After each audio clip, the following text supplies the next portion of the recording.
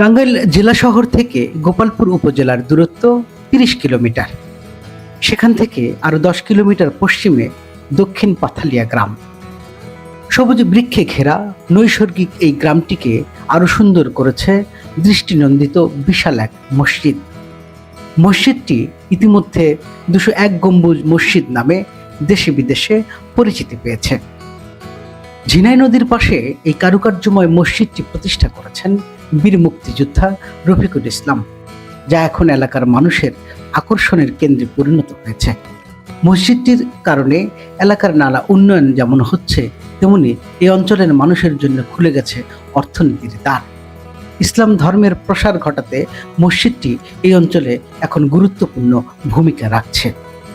মসজিদের আশেপাশে হোটেল রেস্তোরাঁ ছাড়াও নানা ধরনের পণ্যের দোকানপাট গড়ে উঠেছে। প্রতিদিন হাজার হাজার দর্শনার্থী ও মুসল্লি এখানে আসছেন, যার ফলে মসজিদ এলাকাটি রীতিমতো পর্যটন কেন্দ্রে পরিণত হয়েছে। ২০১৩ সালের ১৩ই জানুয়ারি বীর মুক্তিযোদ্ধা রফিকুল ইসলাম কল্যাণ ট্রাস্টের উদ্যোগে মসজিদটির নির্মাণ কাজ শুরু হয়। প্রায় ১৫ বিঘা জমির উপর মসজিদ কমপ্লেক্সটির ভিত্তিপ্রস্তর স্থাপন করেন কল্যাণ ট্রাস্টের প্রতিষ্ঠাতা চেয়ারম্যান বীর মুক্তিযোদ্ধা রফিকুল ইসলামের মা রিজিয়া খাতুন। সম্পর্কে বলছিলেন ট্রাস্টের সদস্য ও রফিকুল ইসলামের ছোট ভাই আব্দুল করিম। বিসমিল্লাহির রহমানির রহিম। ২০১ গম্বুজ মসজিদের পক্ষ থেকে আজকে জুমার সবাইকে, আমার মুসল্লি ভাইদের সবাইকে স্বাগতম। আজকে আপনি দেখেছেন যে ২০১ গম্বুজ মসজিদে সারা বাংলাদেশের কয়েক হাজার লোক এই ২০১ গম্বুজ মসজিদে আজকে জুমার নামাজ আদায় করেছেন।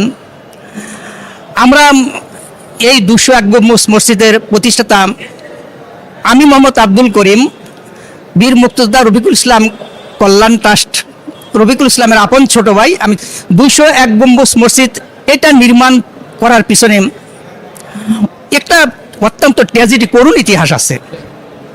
২০১ গম্বুজ মসজিদের যিনি প্রতিষ্ঠাতা বীর মুক্তিযোদ্ধা, উনি ছোট সময় থেকে একটা স্বপ্ন ছিল। আপনারা সবাই জানেন যে আমরা অত্যন্ত দরিদ্র ঘরের সন্তান এবং কৃষকের সন্তান ছিলাম।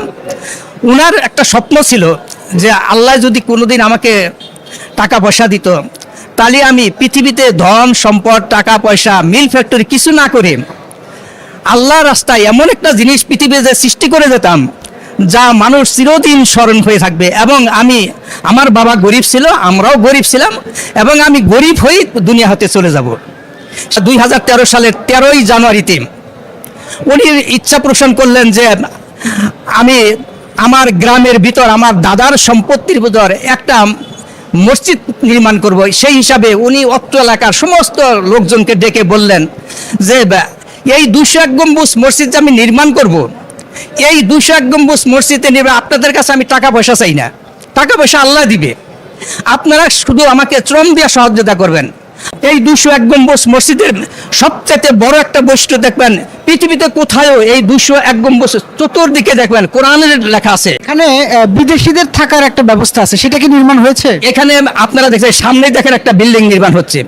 এই বিল্ডিংয়ে এটা বা আপনার ৩ তলা কোনো মার্কেট, ৪ তলা ৫ তলা, এগুলা সবই মেহমানদের জন্য, বিদেশি মেহমানদের। অনেক সময় আপনার সৌদি রাজ পরিবারের লোক আসছিল এখানে, ওনারা আমাদের একটা হেলিপ্যাড করা আছে, গ্রামের ভিতরে একটা হেলিপ্যাড করেছি, ওখানে মৎস্য খামার আছে ২৪ বিঘার জমির উপর। এটা সবই মসজিদের নামে।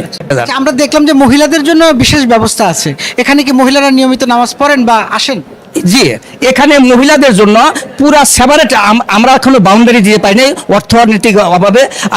এখানে আমরা মহিলা এবং পুরুষ একই সাথে জুমার নামাজ হয়। প্রতিদিন ২৫০০ লোক নামাজ পড়েছে আজকে এখানে। এই যে বিশাল একটা লোকের সমাগম, এই এত বিশাল আয়োজন, এত বিশাল সমাবেশকে আপনারা মেনটেন করেন কিভাবে, মানে এটা পরিচালনা করেন কিভাবে, কারা এর দায়িত্বে থাকে? আপনাকে অনেক ধন্যবাদ। আল্লাহর ঘর, এটা একমাত্র আল্লাহই হেফাজত করছে।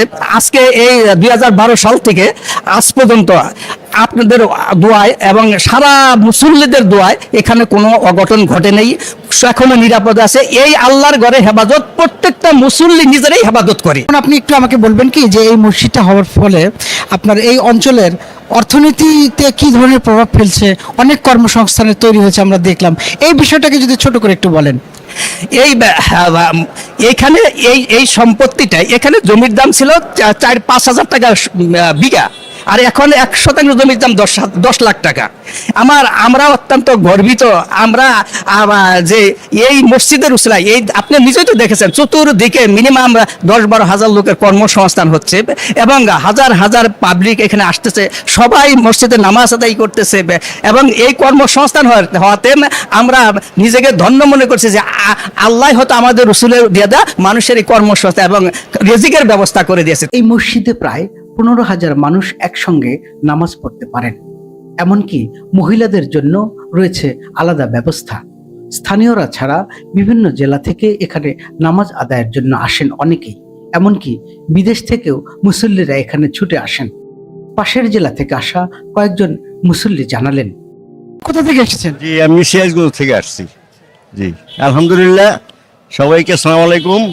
আমরা আজকে 1 নভেম্বর অনির্বেন আমরা এসেছি, আমাদের একটা টিম আসছে, আমরা 50 জনের মতো আমরা এসেছি নৌকা যোগে।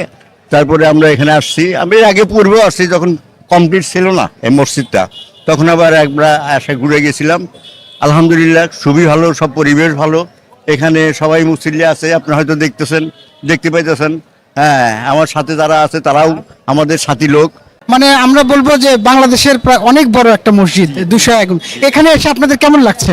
আজকে আলহামদুলিল্লাহ খুবই ভালো লাগে, আমাদের খুবই ভালো লাগে। আমি ইনশাল্লাহ 2017-তে আমি হজ করে আসছি, আমি গেছি না, হজেও গেছি। এইরকম কারুকাজ, ভিন্ন ভিন্ন কারুকাজ, কিন্তু এখানকার কারুকাজটা সম্পূর্ণ অন্যরকম। লোকের কাছেই শুনেছি যে এখানে একটা মসজিদ হয়েছে অনেক সুন্দর, যদিও এর আগে একবার আসছিলাম, তো এবার এই মানে পুরা শেষ তখন আমরা যখন আসলাম কমপ্লিট হয়নি, এখন একটু কমপ্লিট হয়েছে, এই জন্য দেখার জন্য একটু আসছি। আপনি কোথা থেকে এসেছেন? আমি হাটুভাঙ্গা বরতলা থেকে আসছি। এটা কোন গ্রাম, কোন এলাকা আর কি? এটা গোপালপুর। হুম, এখানে কি প্রথম আসলেন? প্রথম আসছি। কেন আসছেন? এই তো মসজিদ দেখবার লাগে, নামাজ পড়বার লাগে। হুম, একা আসছেন না সাথে কে? না, সাথে আরো লোক আসছে। এখানে আসলে কেমন লাগে আপনার? এখানে আসলে ভালোই না। মসজিদটিকে ঘিরে মার্কেট সহ অনেক হোটেল রেস্তোরাঁ গড়ে উঠেছে। ইসলামিক পণ্য, খাবার হোটেল সহ আরও আছে শোপিস, আচার, খেলনা সহ বেশ কিছু পণ্যের দোকান। পাশেই ছোট আকারের শিশু পার্ক, সেখানে ছোটদের জন্য রয়েছে ট্রেন, নাগরদোলা, নৌকা, দোলনা ইত্যাদি খেলার ব্যবস্থা। এসব ঘিরে অর্থনৈতিক কর্মকাণ্ড পরিচালিত হচ্ছে মসজিদ এলাকায়, যার ফলে প্রত্যন্ত এই এলাকাটি অর্থনৈতিকভাবে এগিয়ে যাচ্ছে। স্থানীয়রা জানালেন, মসজিদ ঘিরে এলাকার রাস্তাঘাটেরও ব্যাপক উন্নয়ন হয়েছে। ব্যবসা বাণিজ্যে মসজিদটি কি প্রভাব ফেলছে তারই বর্ণনা দিচ্ছিলেন কয়েকজন দোকানি। ভাই, আপনার নাম কি? মোহাম্মদ শামীম হাসান। আপনি এখানে তো ফাস্টফুডের দোকান দিয়েছেন, এটা এই চিন্তাটা আপনার মাথার মধ্যে কিভাবে এলো? আমি প্রথম ঢাকায় দোকান করতাম, ফাস্টফুডের দোকান, 1 চাকার দোকান নিয়ে। এখন আমাদের এলাকার মধ্যে 201 গম্বুজ বিশিষ্ট মসজিদ হয়েছে, তার কারণে চিন্তা ভাবনা নিলাম নিজের এলাকা বাদ দিয়ে থুয়ে অনেক দূরে কিসের জন্য ব্যবসা করব। আর এখানে তো বিভিন্ন ধরনের এলাকার থেকে লোকজন আসে, সেই কারণে এই উদ্যোগটা নিলাম। দেখি আমাদের এলাকাতে কিরকম পর্যটক থেকে লোকজন কিরকম আসে। আপনার কিরকম বিক্রি হয়? আলহামদুলিল্লাহ, শুক্রবার হইলে হয়তো বেশি হয়, দেখা যাইতেছে 8,000-10,000 টাকা বিক্রি হয়। আর এমনকি মনে করেন আপনি এমনি 1 সপ্তাহের মধ্যে যে দেখা যাচ্ছে কম আছে, এগুলোর মধ্যে মনে করেন আপনার 4,000, 5,000, 3,000 এরকম বিক্রি হচ্ছিল।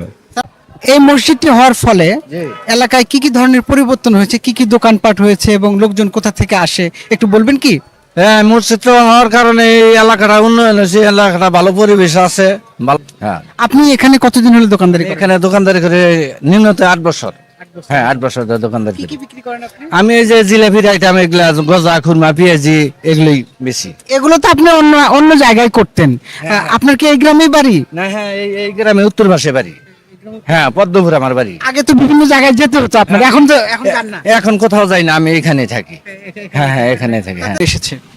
এখানে আগে মনে করেন যে কিছু ছিল না, এখন বর্তমানে যে মসজিদটা হওয়াতে যাতে অনেক গরিব দুঃখী তারা ব্যবসা বাণিজ্যের মধ্যে বেশ কিছু উন্নতি হয়েছে। যারা আচার বেচা খাইতেছে, আমরা দোকানদারি করে খাইতেছি। আমরা তো এখানে ছিলাম না, আগে আমাদের বাড়ি এই জায়গায়, কিন্তু আমরা এগুলো কোনো পরিবর্তন ছিল না। এখন মসজিদটা হওয়ানে অনেক পরিবর্তন হয়েছে, অনেক গরিব দুঃখীও বাঁচতেছে। এখানে এই এলাকার লোকজন ছাড়াও কোন কোন এলাকার থেকে লোকজন আসে? এখানে মনে করেন যে রাজশাহী, খুলনা, এদিকে কুষ্টিয়া, এদিকে রংপুর, দিনাজপুর, বিভিন্ন জায়গা থেকে লোকজন গাড়ি বাস টাস নিয়ে এখানে আসে। আপনার কি পরিমাণ বিক্রি হয় একদিনে, বা কোন দিন বিক্রিটা বাড়ে? আমাদের শুক্রবার হলে শুক্রবার শনিবার দুইটা দিনে আমাদের একটু বেচা কিনে ভালো হয়, আর অন্য দিনে এরকম বেচা কিনে হয় না, আর লোকজন এরকম আসে না। আগে অনেক লোক আসতো, এখন বর্তমানে লোক আস্তে আস্তে কমে আসছে। জি, এটা হওয়ার ফলে এলাকার মানুষের উপকার হয়েছে না অপকার? উপকার হয়েছে, তাতে অনেক উপকার হয়েছে। কারণ বললাম তো, এখানে যারা গরিব, যারা চলতে পারতো না, তারা এখন বর্তমানে ওই যে দেখেন আচারের দোকান দিচ্ছে, কেউ পানি বিক্রি করে খাইতেছে, কেউ আপনার চপ বেচে খাইতেছে। এখানে অনেক হকার তারা আছে, অনেক তারা মানে বেশ ভালো হয়েছে। স্থানীয়রা জানান 201 গম্বুজ বিশিষ্ট মসজিদ পৃথিবীর কোথাও নেই। সকলের সহযোগিতায় মসজিদটি নির্মাণ করা হচ্ছে। এ পর্যন্ত প্রায় 90% কাজ শেষ হয়েছে। নান্দনিক এই স্থাপত্যকলার মসজিদটি দেখতে প্রতিদিন গড়ে প্রায় 8 থেকে 10,000 দর্শনার্থী আসেন।